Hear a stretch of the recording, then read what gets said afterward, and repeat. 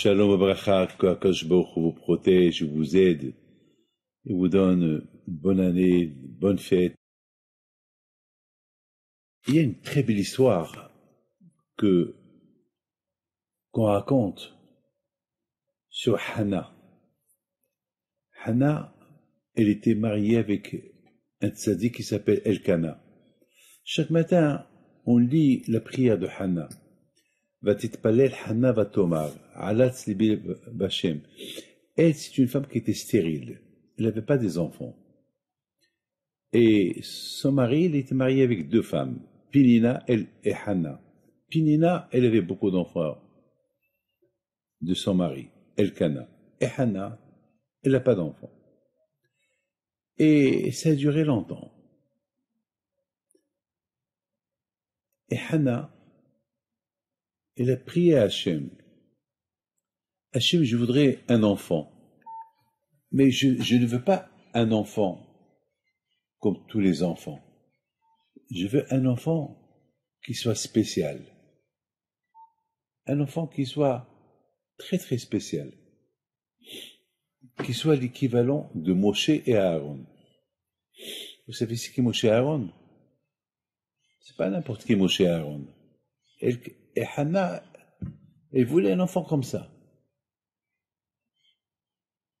Alors, une voix du ciel, elle sortait, elle disait chaque fois, il y a un bébé qui va naître, qui va être l'équivalent de Moshe et Aaron. Alors tout le monde, qu'ils avaient un enfant, il l'appelait Shmuel. Et à la fin, ces enfants-là, ils vont grandir, et ils n'étaient pas... Ils n'avaient pas l'air d'être un jour comme Moshe et Aaron. Et Hannah, comme toutes les femmes. Mais elle est stérile. Donc, mais ses prières, elles devaient être inutiles. Parce qu'elle prie, mais c'est inutile. Vous savez, une femme qui est stérile, elle est stérile. Et au fur et à mesure du temps, les années passent. Et un jour, elle est partie au Beth Amikdash avec son mari. Son mari, Elkana, c'était un grand tzaddik. Elle allait tout le temps, 3 fois par an au Beth Amikdash. Il a pris ses femmes, les petits-enfants, ses enfants. Et Hannah, elle est partie dans un coin. Elle a commencé à pleurer. Elle a commencé à prier à Hachem. Hachem, il y a une voix du ciel qui sort chaque jour et qui dit, il y a un enfant qui va naître, il s'appelle Shmuel, et qui va être l'équivalent de Moshe Aaron. Moi, je le veux. Et Hachem, je te dis quelque chose. Si tu me donnes cet enfant, je ne vais pas le garder pour moi. Je te redonne. Dès qu'il aura l'âge d'être autonome, l'âge de 3 ans, 4 ans, je le prendrai au Beth Amikdash et je vais le laisser au Beth Amikdash. Je vais le laisser entre les mains de Eli. Eli, c'était le grand prêtre, le Kohen Gadol. Plus que ça. Plus que ça. Donc, mes amis, Hannah, elle prie, et sa prière, elle est montée au ciel. Elle est tombée enceinte. Elle a eu un enfant. Elle l'a appelé Shmuel. Cet enfant, il a commencé à grandir. C'était un tzaddik. Depuis l'âge très jeune, il comprenait tout. Il connaissait la Torah. Il connaissait presque toutes les lois. Elle a compris que ce bébé, il va être l'équivalent de Moshe Aaron. À l'âge de 3 ans, elle va aller au Beth Amikdash. Elle demande à Eli, Kohen Gadol, voilà. Vous vous rappelez, il y a quelques années, je suis venu ici pour prier pour que le bon Dieu me donne un enfant qui soit tzaddik, qui soit l'équivalent de Moshe et Aaron, comme la voix du ciel, elle disait. Et il lui a dit oui. Et bien, il lui dit, voilà, c'est lui. La preuve, il connaît la Torah. À cet âge-là, il connaît tout presque. Il connaît les lois de la Shita. Il connaît tout. Presque toute la Torah. Et il le regarde. Il dit, c'est vrai. Alors tu me le laisses, moi je m'occupe de lui. Hannah, elle a fait une grande prière de remerciement à Dieu. Elle a laissé son fils entre les mains de Élie. Et Élie s'est occupé de lui jusqu'à sa mort. Et lorsqu'Élie est mort, eh ben, c'est Shmuel Hanavi qui est devenu le prophète du peuple juif. Il était l'équivalent de Moshe et Aaron. Comme on dit dans la prière, Moshe et Aaron bechoanav, ou Shmuel et Shemo. Moshe et Aaron, d'un côté, et Shmuel, qui était de l'autre côté, il était l'équivalent des deux. Il était l'un des plus grands prophètes après Moshe Rabbeinu. Mes amis, on se pose une question. Quel est le rapport et le lien, cette histoire de Hannah, qui était stérile, qu'il ait un enfant, avec la fête de Shavuot, avec la fête de Rosh Hashanah. La fête de Rosh Hashanah, c'est la fête du jugement. C'est le jugement. C'est là où on est jugé. Qui va vivre, qui va mourir, qui va être malade, qui va être en bonne santé, qui va être pauvre, qui va être riche. Quel est le rapport avec Rosh Hashanah? Mes amis, le rapport avec Rosh Hashanah, c'est la prière. À Rosh Hashanah, on arrive chez Akadosh Baruch Hu. On prie à Akadosh Baruch Hu, Rosh Hashanah et Kippour, pour que le bon Dieu nous pardonne toutes les fautes qu'on a fait. Il faut avoir l'émona, que avec la prière, tu peux tout arranger. Mes amis, n'oubliez pas une chose. La force de Hannah, la prophétesse, était stérile, mais elle a prié à Hachem. C'est ça sa force. La force de la prière. La force de la prière. Elle a prié. Et sa prière, elle est montée chez Akadosh Baruch Hu. Elle était stérile, elle a guéri.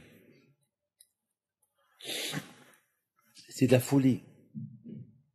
Est-ce qu'une femme peut avoir des enfants si elle est stérile? C'est impossible. Il n'y a que Hachem qui peut arranger les choses. Eh bien, mes amis, c'est ça ce qui s'est passé. À Rosh Hashanah, tout se décide. Les gens qui sont riches, ils peuvent, l'aïsta, devenir pauvres. Les gens qui sont pauvres, ils peuvent devenir riches. Les années ne sont pas les mêmes. Chaque année est les bonnes choses et les mauvaises choses qui vont se passer dans l'année. Une chose est certaine, la force de la prière. Lorsqu'on prie, tout change. Que Dieu préserve. S'il y a un mauvais décret sur quelqu'un, avec la prière, il peut annuler ce décret. Moi, je connais quelqu'un qui était multimilliardaire. Il faisait beaucoup de tzedaka. Il avait des bateaux, des avions privés. Il avait même des hôtels. Il y avait presque 2-3 000 personnes qui travaillaient pour lui. C'était un homme, on ne pouvait même pas imaginer qu'il pouvait un jour devenir pauvre. Il avait de l'argent de partout. Et un jour, je me rappelle un jour, il est venu chez moi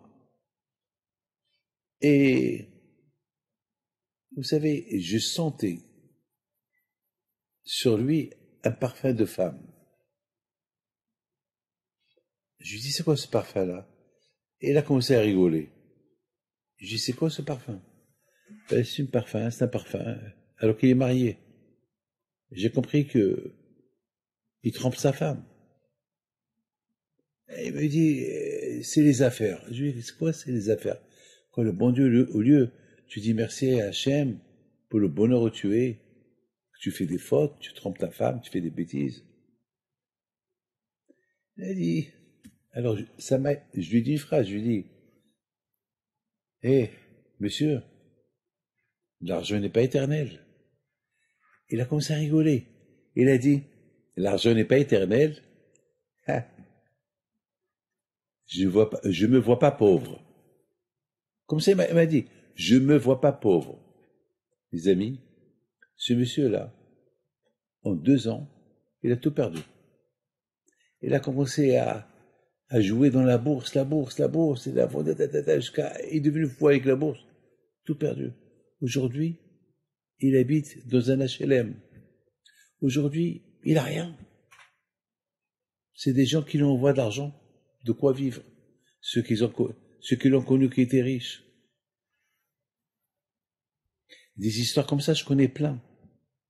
Et c'est ça ce que Hannah, elle a dit. Elle a dit, un homme, il peut être grand, il peut devenir pauvre. Mais Ashpot, il arrive. Eh bien, un homme qui cherche dans les ordures de quoi, pour trouver de quoi manger, le bon Dieu peut l'élever et devenir, jusqu'à être un président, milliardaire. Et j'en connais des gens pauvres qui sont devenus riches. Et j'en connais des riches qui sont devenus pauvres. Et je connais des gens qui n'avaient rien du tout, et tout de suite, que Dieu préserve, ils sont tombés malades. J'en connais plein d'histoires. Et c'est ça, mes amis, Rosh Hashanah et Kippour. À Rosh Hashanah et Kippour, tout se décide. Qui va être grand, qui va être petit, qui va grandir, qui va tomber. Et c'est ce que Hannah, elle a dit. Hannah, elle a dit que c'est vrai. A priori, je peux pas avoir des enfants. Je suis stérile. Mais la prière, la force de la prière peut tout changer. Et c'est la raison pourquoi on lit l'histoire de Hannah à Rosh Hashanah. On lit l'histoire de Hannah à Rosh Hashanah pour nous dire la force de la prière. La force de la prière de Rosh Hashanah et la force de la prière de Yom Kippour. Qu'est-ce que cette force de la prière, qu'est-ce qu'elle peut faire? Qu'est-ce qu'elle peut faire? Elle peut annuler la pauvreté. Elle peut annuler les décrets de la maladie. Elle peut annuler tous les décrets. Même une femme stérile, elle peut tomber enceinte. Ça, c'est la force de Rosh Hashanah. Mes amis, il faut pas rigoler. Il faut pas prendre la fête de Rosh Hashanah et la fête de Yom Kippour avec la rigolade. Non, c'est du sérieux, hein. Je connais quelqu'un qui était milliardaire. Il habitait quelque part aux États-Unis. Pour avoir un rendez-vous avec lui, il faut un temps. Et malheureusement, il a tout perdu. Lui aussi. Avec la bourse.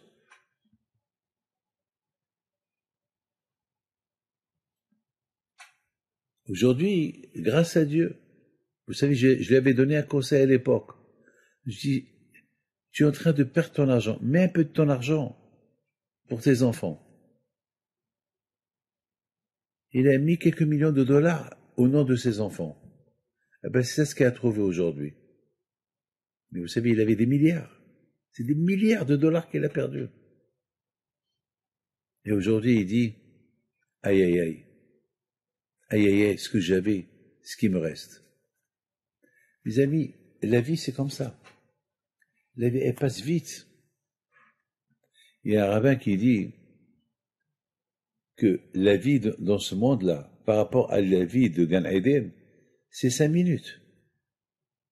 Parce que la vie de là-haut, c'est éternel. La vie ici, combien on vit? 80 ans, 90 ans, 100 ans, 120 ans. Par rapport à la vie éternelle de là-haut, c'est 5 minutes, 10 minutes. Alors, combien il faut préparer dans ce monde-là pour de quoi prendre avec soi, après 120 ans, de quoi prendre un bagage à prendre avec nous là-haut. Pendant la fête de Rosh Hashanah Kippour, on apprend de Hannah que toutes les demandes qu'on demande à Akadosh Baruch Hu, au-delà de la nature, ils peuvent être acceptés. Il faut avoir la émouna. Et c'est ça, mes amis, pourquoi on nous raconte l'histoire de Hannah. On nous raconte l'histoire de Hannah pour nous dire qu'elle a demandé l'impossible. Elle a demandé des choses qu'on ne peut pas demander. Et malgré tout, elle les a demandées, elle les a eues. Combien on doit dire merci à Kadosh Baruch Hu pour tout ce qu'il nous donne. Tout ce qu'il nous donne jusqu'à maintenant, c'est gratuit. On respire gratuit. On bouge les mains gratuit. Regarde quelqu'un qui est paralysé. Il est prêt à donner tout son argent pour qu'il puisse bouger ses mains, pour qu'il puisse marcher. Quelqu'un qui est aveugle, qu'est-ce qu'il aurait pu donner pour qu'il soit, pour qu'il puisse voir? Et nous, grâce à Dieu, on a tout. Combien on doit dire merci à Kadosh Baruch Hu. On mange, on dort, on se lève, on marche. Combien on doit dire merci à Hachem pour chaque seconde qu'on respire. Il y a un millionnaire que, pendant le corona, il n'arrivait pas à respirer. Il était riche. Il était riche. Et voilà, ses enfants, ils étaient prêts à donner n'importe quelle somme pour avoir une machine pour l'aider à respirer. Je crois qu'ils ont commandé une, je sais pas, d'un autre pays. Mais le temps qu'il est arrivé, cette machine, il est mort. Voilà. Combien on doit dire merci à Kadosh Baruch Hu qu'on n'a pas besoin de machine pour respirer. On respire naturellement. Grâce à Dieu, Baruch Hashem. Mes amis, la fête de Kippour, c'est une fête très spéciale. C'est une fête que Akadosh Baruch Hu, il voit notre dossier. On est tous debout devant Hachem. Parce que c'est écrit on est tous debout devant Akadosh Baruch Hu Kippour. Il nous regarde. Il voit qu'est-ce qu'on a fait toute l'année. Il voit qu'est-ce qu'on a fait pendant le mois de Elul. Il voit ce qu'on a fait à Rosh Hashanah. Il voit de Rosh Hashanah jusqu'à maintenant. Qu'est-ce qu'on a fait? On est debout devant lui. Et Hachem, il nous examine. Est-ce qu'on a perdu notre temps? Est-ce qu'on n'a pas changé? Est-ce qu'on a changé? Ah, pourtant, c'est pas de la rigolade. Ça fait peur. C'est un jugement qui fait peur. On ne peut pas venir chez le bon Dieu avec des mensonges. Si vraiment on s'est approché d'Hachem, ça va se voir, il va le voir. Hachem, il scanne. Il scanne la personne. Aujourd'hui, lorsqu'on passe la douane, on passe la police, on passe devant une machine, elle nous scanne. Si on a du fer, on a quelque chose dans le corps, ça se voit. Ça se voit tout. Donc Hachem, il voit la personne, il le scanne. Il connaît déjà, il a déjà scanné l'année dernière, il a scanné à Rosh Hashanah, mais à Kippour, il voit est-ce qu'il y a des changements ou pas? Est-ce qu'il y a encore des fautes ou pas? Il nous scanne. Mais Hachem, il est là, il est prêt à pardonner. C'est un grand mérite. On est debout devant Kadosh Baruch Hu. Ki bayom hazeh yechaper alechem. Letare etchem kol hatotechem b'fnei Hashem titaharu. On est debout devant Kadosh Baruch Hu. Il nous voit. Dès que Hashem bimatz'o, biyuto karov. Demandez à Hashem. Il est à côté. Il est pas introuvable. Il est à côté de toi. Dès que Hashem bimatz'o, biyuto karov.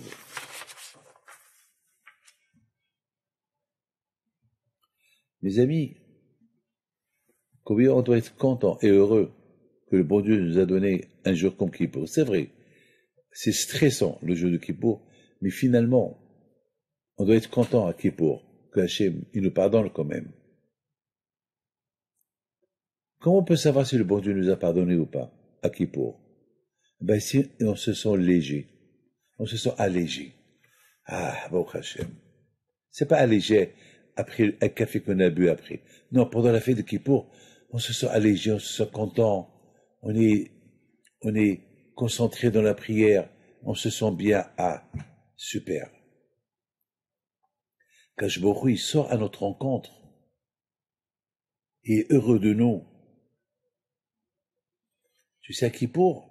À Kadosh Baruch Hu, il renvoie le Satan, il renvoie tous les anges qui sont nés par nos fautes, il les renvoie de lui. Il les renvoie, il leur dit, dégagez, je ne veux pas vous voir. Et Hachem, il est souriant.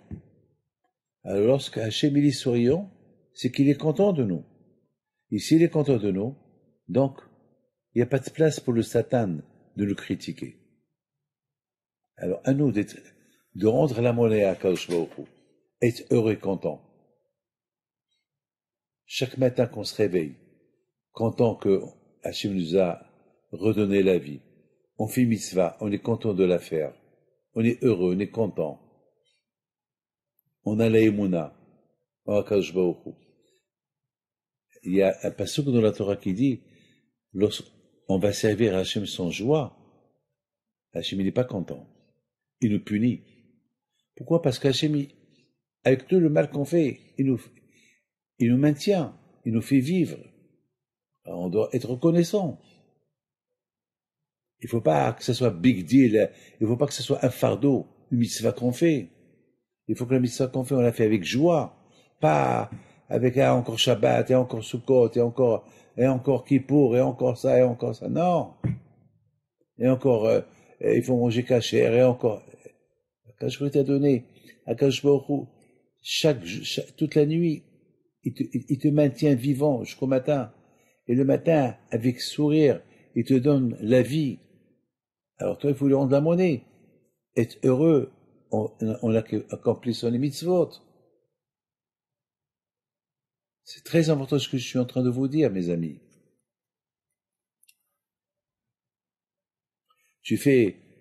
Dites-moi, mes amis, lorsque votre papa vous achète une belle Mercedes, vous lui faites la tête le lendemain? Non. Vous allez lui faire le sourire tout le temps. Alors quand je crois que tu donnes la vie, pas une Mercedes, plus que la Mercedes, la vie. C'est malheureusement, on s'est tellement habitué, on est tellement gâté, c'est qu'on ne voit pas le bien que le bon Dieu nous fait. Alors mes amis, à Kippour, on se met en question. Parce qu'à Kippour, on réfléchit un peu, oh là là, c'est le jugement à Kippour. On est devant Hachem, il nous scanne. Est-ce que le scan il va bien sortir ou pas? Est-ce que notre cœur il est bien avec le bon Dieu ou pas? Alors, on a intérêt que notre cœur il soit bien avec le bon Dieu. Que le bon Dieu vous protège, vous donne la santé et la joie. Et Shana Tova et bonne jeûne de Kippour. Amen. J'ai oublié de vous dire, mes amis,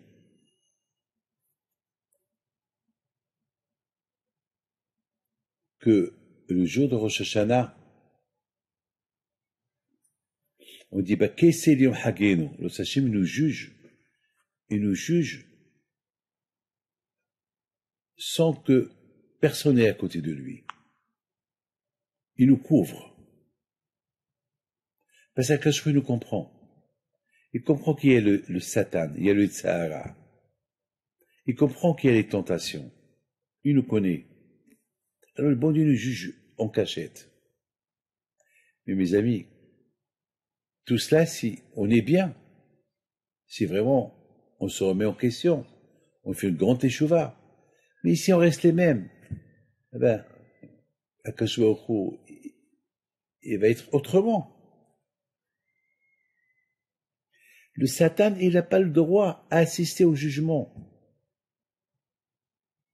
Aujourd'hui, il y a beaucoup des jugements aujourd'hui dans les salles de jugement où il y a une audience, des spectateurs qui voient comment le juge, il juge ceux qui sont coupables.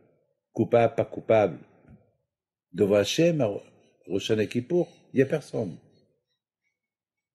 Il n'y a personne. Hachem préfère juger seul.